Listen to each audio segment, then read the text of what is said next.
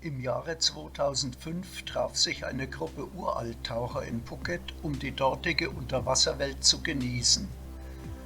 Bei einem gemeinsamen Abendessen erzählten sie von ihren taucherischen Anfängen, die schon lange zurücklagen.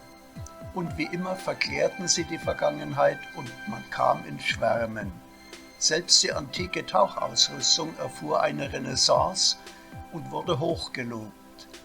Und nach ein paar weiteren Bechern beschlossen die Dinos, einen Erinnerungstauchgang mit alter Ausrüstung zu zelebrieren.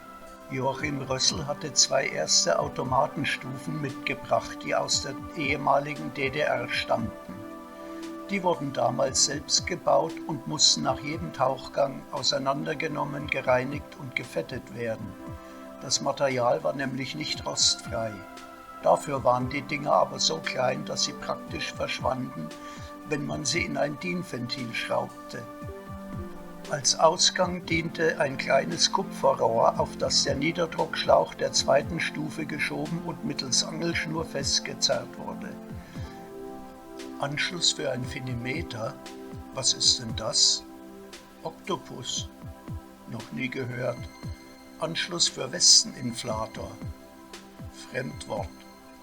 Sowas gab's zu Jungdinos Zeiten nicht, aber man konnte trotzdem tauchen.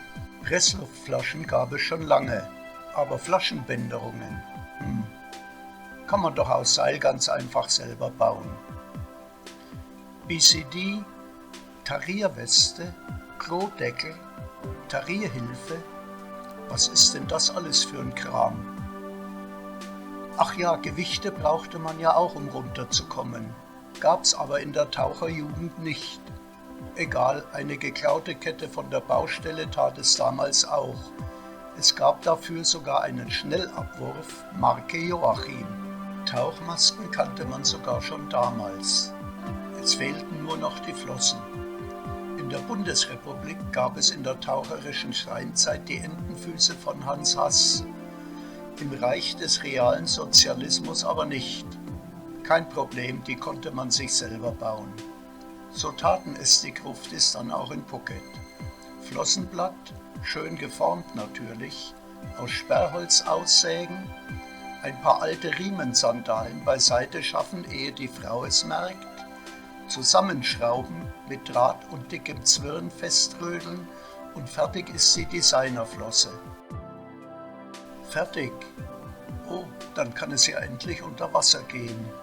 Fühlt sich alles ganz gut an und die Erinnerung ist so toll.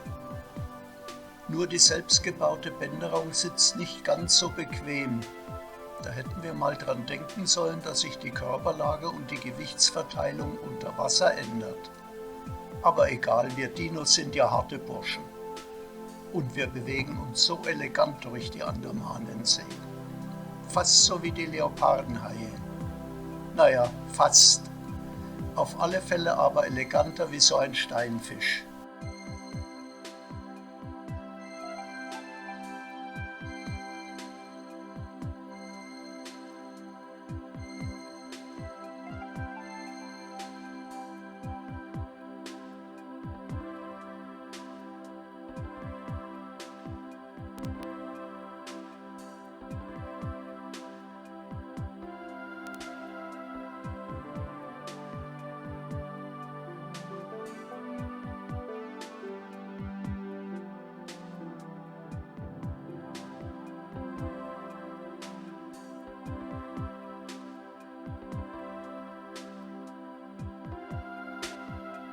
Die selbstgebauten Flossenblätter sind dann was für echt harte Burschen.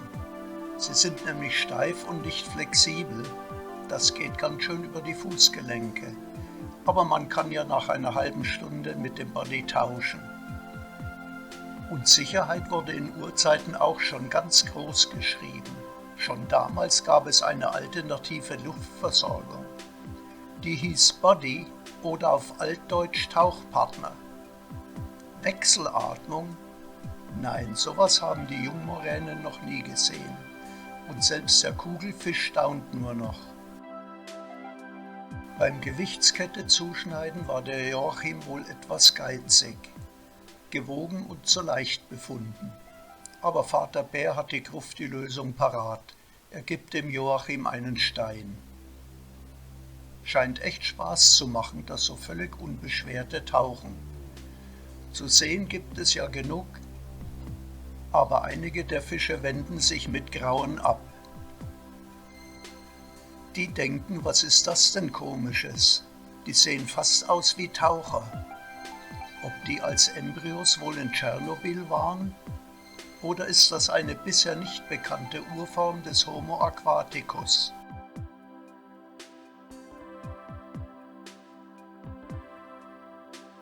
Nach einer Stunde beenden die Dinos ihren Tauchgang und kehren an Bord zurück, zufrieden und voller aufgefrischter Erinnerungen. Dann gibt es eine Dino-freundliche Zwischenmahlzeit und danach, ja, was wohl? Vermutlich eine Tea Time. Und jetzt ein Wort an alle Jungtaucher. Das war ein Nostalgietrip alter Tauchgruftis. Er ist nicht zur Nachahmung empfohlen. Diese Sorte Tauchausrüstung entspricht weder den heutigen Standards noch den Sicherheitsanforderungen.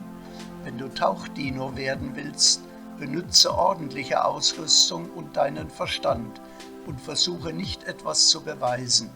Dann lebst du lange genug und wirst automatisch ein Tauchdino. Tauchen ist kein Wettbewerb, sondern eine Aktivität für Menschen, die Natur und Meer lieben und ihre Grenzen kennen und die gerne etwas zusammen mit Freunden unternehmen.